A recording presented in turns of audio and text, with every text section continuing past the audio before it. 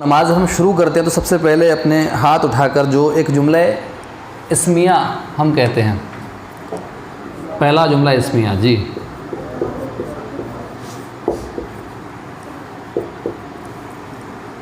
اللہ اکبر، ٹھیک ہے، ہم وقف کرتے ہیں تو اللہ اکبر پڑھتے ہیں۔ یہ کیا ہے جملہ اسمیہ؟ میں آپ کو بتا چکا، اس سے پہلے بھی ہم اس پر بات کر چکے ہیں تو زیادہ اس پر ہم فوکس نہیں کریں گے، لیکن بہرحال اللہ کیا ہے؟ اسم ہے، حالت رفع والا اسم ہے، کیا بنے گا؟ مبتدا بنے گا، ٹھیک ہے، حالت رفع والا اسم مبتدا بنے گا۔ اور اکبرو کیا ہے؟ اس اسم کی خبر ہے، خبر حالت رفع میں ہوتی ہے تو یہ حالت رفع میں ہی ہے۔ اب یہ دیکھ رہے ہیں آپ کہ یہ اکبرو جو وزن ہے، یہ وزن ہم پڑھ چکے افعلو کے وزن پر ہے، ٹھیک ہے۔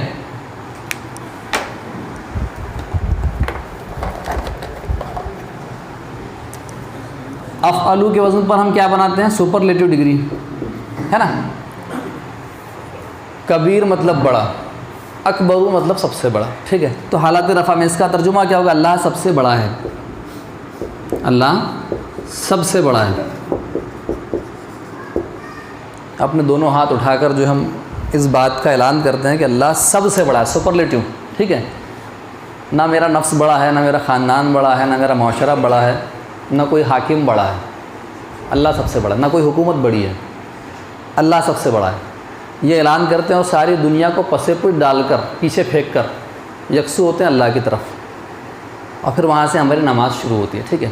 تو نماز میں سب سے پہلے جو چیز پڑھی جاتی ہے اس کو کہا جاتا ہے دعائے استفتاح۔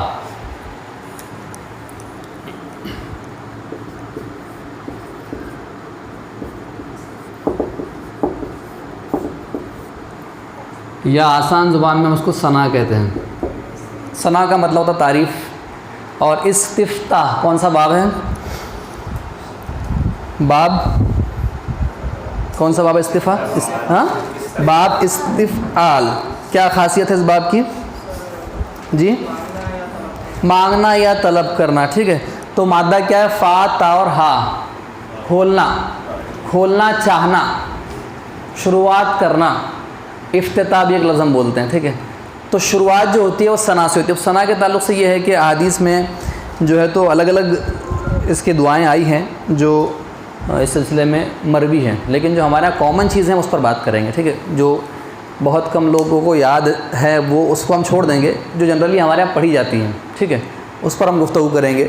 تو ثنا جو ہمارے یہاں پر عام طور پر پڑھی جاتی ہے وہ میں یہاں پر لکھ دیتا ہوں اور پھر ہم اس کو شروع کرتے ہیں، ٹھیک ہے۔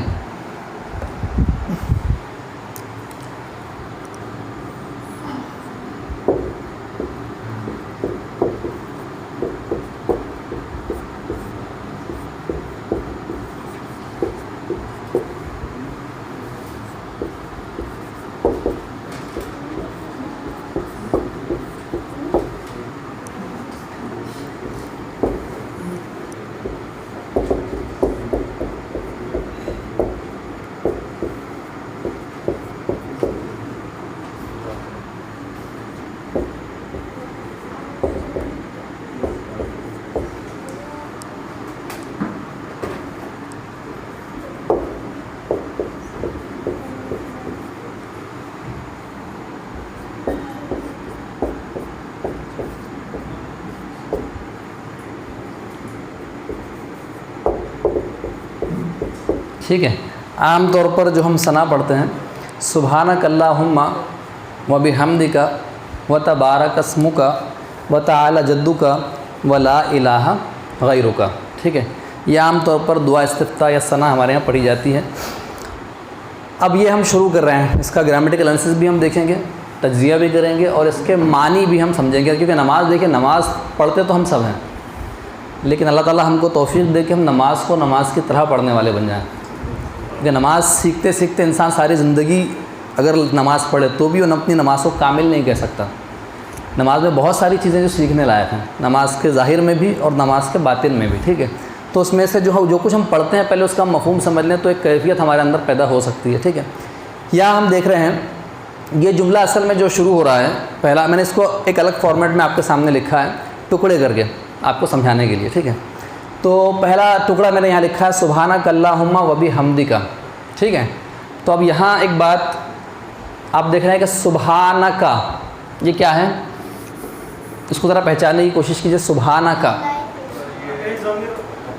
یہ تو اٹیچ ضمیر ہے، مرکب اضافی ہے نا، بغیر الف لام بغیر تنوین کے سبحان ہے نا، اور مضاف الیہ حالت جر میں حالت جر والی ضمیر انتا کی ضمیر کا. ٹھیک ہے، تو اب یہ دیکھ رہے ہیں آپ کہ یہ جو مضاف ہے یہ حالت نصب میں ہے، مضاف حالت نصب میں ہے. تو اس کے سلسلے میں یہ بات کہی جاتی ہے کہ اصل میں یہ ایک چیز یہاں محذوف ہے، ایک فعلیہ جملہ ہے اور اس کا فعل یہاں محذوف ہے. وہ فعل ہے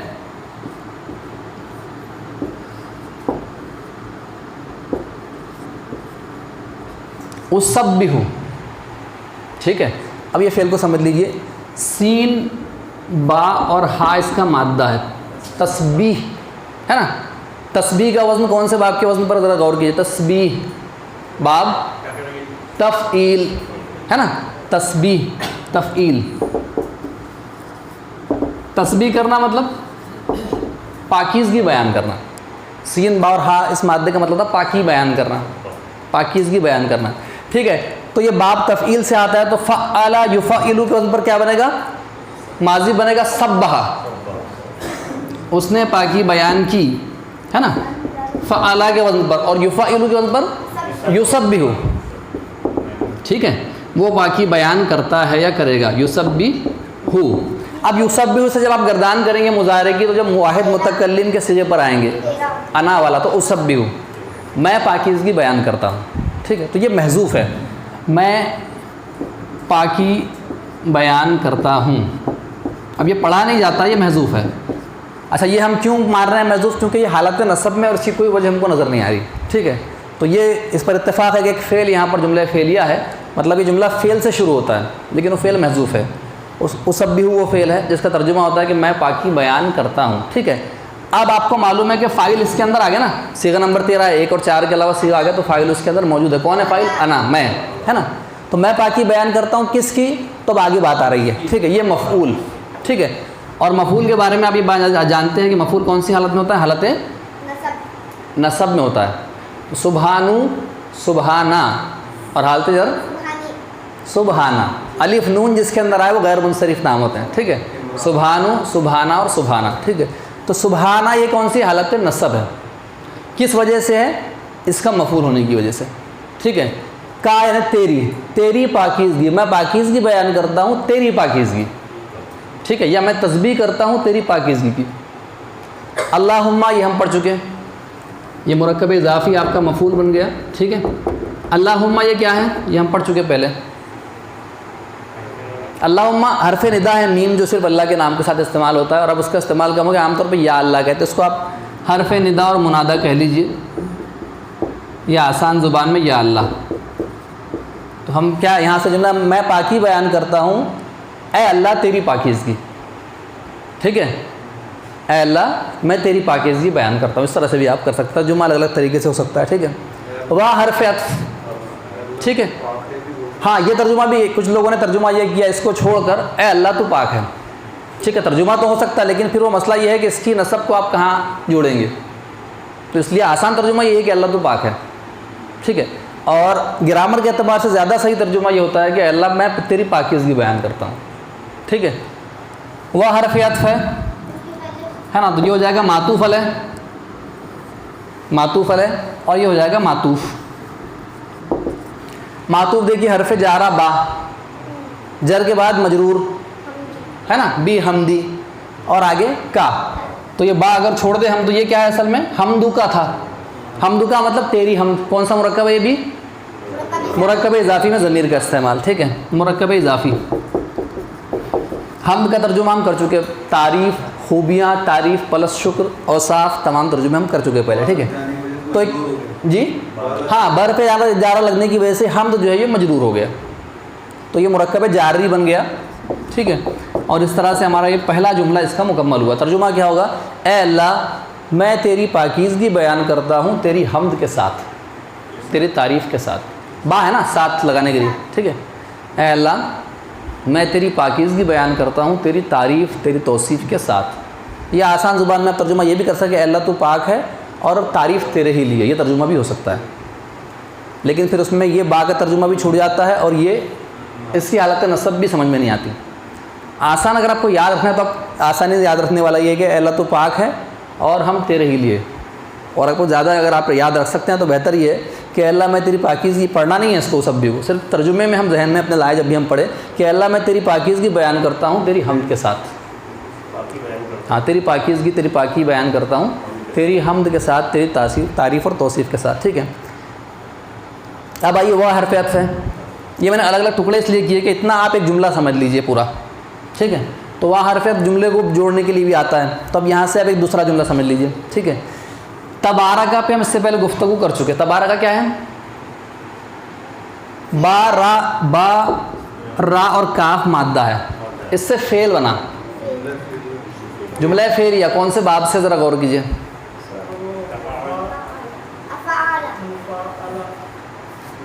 نہیں، مفاعلہ سے بتا تو بارکہ بننا چاہیے. بارکہ یبارکو. یہ کیا ہے؟ تفاعلہ. کون سا باب ہے؟ تفاعلہ یتفاعلو، باب تفاعل. ٹھیک ہے. باب تفاعل. تبارکہ ہے نا، تبارکہ یتبارکو. تبارکہ ماضی کا پہلا صیغہ تبارکہ. اب یہ جو آتا ہے تفاعل ہم نے پڑھا تھا، یہ کائے کے لیے آتا ہے؟ اس کی صفت کیا ہے اس باب کی؟ ہاں، تسلسل بھی اور بھی کچھ پڑھے ہیں. مبالغہ کے لیے بھی آتا ہے، یہ ہم نے پڑھ لیتے ہیں. مبالغہ بہت زیادہ بڑھا کر. ٹھیک ہے. تو تبارکہ یہ ماضی کا پہلا صیغہ ہے، فعل ماضی ہے نا، پہلا صیغہ ہے. تو آپ کو آگے دیکھنا پڑے گا، ہو سکتا ہے فاعل موجود ہو. اسم کا اصل میں یہ، اور اسم کا حمزہ حمزۃ الوصل، اس لیے یہاں پر حرکت پڑھی نہیں جاتی پیچھے سے ملا کر پڑھنے میں. اسم کا تیرا نام کون سا مرکب ہے؟ راری رے والا مرکب، کاکی کے والا مرکب، مرکب اضافی. ٹھیک ہے. اسم کا تیرا نام، اور اسم کون سی حالت میں؟ حالت رفع میں ہے. آپ دیکھ رہے فعل کا پہلا صیغہ اور آگے آپ کو حالت رفع میں جو چیز مل رہی ہے وہ کیا ہو جائے گا؟ پھر اس کا فاعل ہو جائے گا. فاعل. ٹھیک ہے. تو ترجمہ کیا ہوگا؟ ویسے ترجمہ ہوگا بہت بابرکت ہے، جب بہت برکت والا ہے اسم کا تیرا نام. ٹھیک ہے. اسم کا اس کا فاعل ہو گیا نا، پہلا صیغہ ہے. اور بہت ہم کیوں لگا رہے؟ باب تفاعل، مبالغہ کی وجہ سے. بہت برکت والا ہے تیرا نام، بڑا ہی بابرکت ہے تیرا نام. ٹھیک ہے. یہ جملہ اپنے آپ میں مکمل ہو گیا. فعل اپنے فاعل سے مل کر جملہ فعلیہ مکمل ہے نا. یہ فعل ہو گیا، یہ فاعل ہو گیا، اور یہ جملہ فعلیہ مکمل. کس کے لیے؟ کون سا؟ یہ ہاں، نہیں اس کو آپ چھوڑ دیجئے، وہ معطوف علیہ بنے گا، لیکن اس طرح سے آپ جوڑیں گے تو پھر وہ ترکیب تھوڑی مشکل ہو جائے گی. اس لیے میں نے ہاں ہے معطوف علیہ ہی ہو.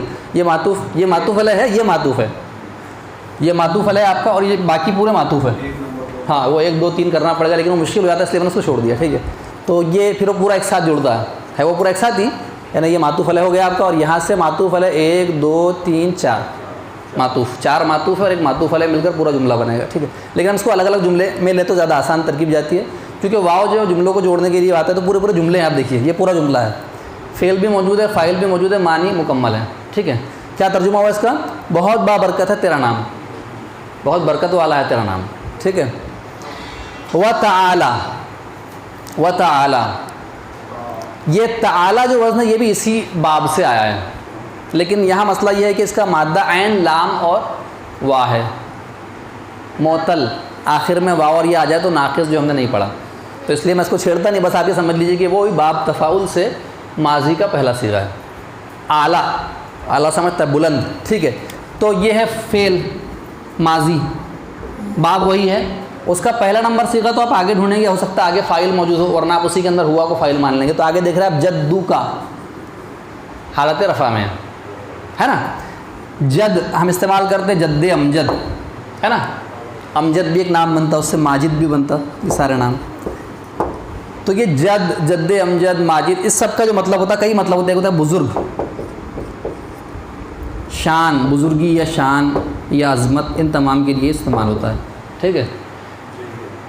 جد کا لفظ جو ہے وہ ان تمام کے لیے استعمال. ٹھیک ہے. تو یہاں کیا ہو جائے گا؟ تعالی فعل ماضی اور اس کا فاعل بنے گا نا یہ، کیونکہ حالت رفع میں ہے، اور یہ خود کیا ہے؟ یہ اوپر کے پیٹرن پر مرکب اضافی ہے. ٹھیک ہے. تو یہ مرکب اضافی اس کا فاعل بن جائے گا. ترجمہ کیا ہوگا؟ ترجمہ کیا ہوگا؟ بہت اعلیٰ ہے تیری شان، تو بڑی اعلیٰ شان والا ہے، اس طرح سے بھی آپ کر سکتے ہیں، ٹھیک ہے. بہت اعلیٰ ہے تیری شان، تیری شان بہت اعلیٰ ہے، تو بڑا عظمت والا ہے، تو بہت زیادہ بزرگی والا ہے. کئی ترجمے ہو سکتے ہیں الگ الگ اعتبار سے، ٹھیک ہے. تو بہت زیادہ عظمت والا، بزرگی والا، شان والا ہے، ٹھیک ہے. اور اس کے بعد میں ہے وَلَا إِلَٰهَ غَيْرُ، پھر یہ عطف ہو گیا، پھر وہی بات معطوف بن جائے گا اور یہ معطوف ہو جائے گا یہاں سے لا، ٹھیک ہے. اب لا کے بعد آپ نوٹ کیجئے کہ یہاں پر جو اسم ہے الہ، یہ لا جو ہے یہ کون سا والا ہے؟ لائے نفی جنس. لا تو نفی کے لیے استعمال ہوتا ہے، جو سمپل لا ہے اس کو بھی لائے نفی کہتے ہیں، لیکن اس کا ایک اپنا نام ہے لائے نفی جنس، یعنی پوری کیٹیگری کو حذف کر دینا، پوری کیٹیگری پر کراس لگا دینا، ٹھیک ہے. اس کا نام ہے لائے نفی جنس. اس کے لیے میں نے آپ کو بتایا تھا اس کی پہچان کیا ہے. اس کے بعد کا اسم آپ کو ایک تو بغیر تنوین کے، بغیر الف لام کے اور حالت نصب میں ملے گا، ٹھیک ہے. الہ پر تنوین بھی نہیں ہے، الف لام بھی نہیں ہے، اور یہ حالت نصب میں ہے. تو اس کا ترجمہ کیا ہوگا؟ کوئی الہ ہے ہی نہیں، ہو ہی نہیں سکتا. یعنی الہ کی جتنی بھی جنس دنیا میں جتنے بھی جھوٹے باطل خدا مانے جا سکتے ہیں، جتنے بھی خدا کے تصور ہے، سب پہ کراس لگ گیا، ہے ہی نہیں کوئی، ٹھیک ہے. سب کا انکار، ٹھیک ہے. غیرو کا، غیر کو آپ سمجھ لیجئے کہ تیرے سوا، مضاف، یہ آپ کو معلوم مضاف اور مضاف الیہ، کیونکہ غیر کا لفظ ہم پڑھ چکے اس دن کہ مرکب اضافی. تو یہ تیرے سوا، یعنی تیرے سوا کوئی بھی پرستش کے عبادت کے لائق نہیں ہے، کوئی معبود نہیں ہے. تو یہ ہے جس کو ہم کہتے ہیں ثنا یا دعا استفتاح، ٹھیک ہے. تو پورا ترجمہ کیا ہوگا؟ اے اللہ میں تیری پاکیزگی بیان کرتا ہوں تیری حمد کے ساتھ، ٹھیک ہے. اور تیرا نام برکت والا ہے، بہت زیادہ برکت والا ہے، اور تو بہت زیادہ عظمت والا ہے، یا تیری شان بہت عظیم ہے، ٹھیک ہے. اور تیرے سوا کوئی معبود ہو ہی نہیں سکتا، کوئی عبادت کے لائق، پرستش کے لائق ہو ہی نہیں ہو سکتا. تو یہاں سے ہم اپنی نماز کا آغاز کرتے ہیں، ٹھیک ہے. اب دیکھیں نماز جب پڑھتے ہیں تو اصل میں الفاظ تو ترجمہ تو آپ کو آ گیا. اب مسئلہ ایسا ہے کہ جب جماعت سے ہم نماز پڑھتے ہیں تو ہمارے یہاں ماشاءاللہ جماعت کی نمازیں اتنی رفتار کے ساتھ پڑھائی جاتی ہیں کہ اس میں اگر آپ سوچنے کے لیے آرام سے پڑھنے کی کوشش کریں گے تو بہت مشکل ہو جائے گا. یعنی آپ کے ثنا پڑھنے تک شاید امام صاحب کی قرأت بھی مکمل ہو جائے، تو یہ تھوڑا سا مشکل ہے. لیکن یہ جب ہم اکیلے میں نماز پڑھیں، سنت نمازیں پڑھیں یا جب اکیلا ہم نماز پڑھیں جب بھی، تو وہاں پر ہم تھوڑا سا رک کر غور کریں، ٹھیک ہے. اور اس کے لفظ کے ایک معنی پر بھی غور کریں، اس کی جو وسعت ہے. جیسے سبحان کا لفظ ہم شروع میں سب سے پہلے جو بات پیش کر رہے ہیں اللہ پاک، اور یہ سبحان ہم نماز میں بہت پڑھتے ہیں، رکوع کی تسبیح میں بھی، سجدے کی تسبیح میں بھی، اور شروع میں بھی، ٹھیک ہے. تو سبحان اللہ کا نام ہے صفاتی نام، پاک، ٹھیک ہے. تو یہاں پر تھوڑا سا ہم رک کر غور کریں اطمینان کے ساتھ کہ اللہ پاک ہے تو کیسا پاک ہے. اللہ تعالیٰ ہر عیب سے پاک ہے نا، ہر نقص سے پاک ہے، تمام بشری کمزوریوں سے پاک ہے.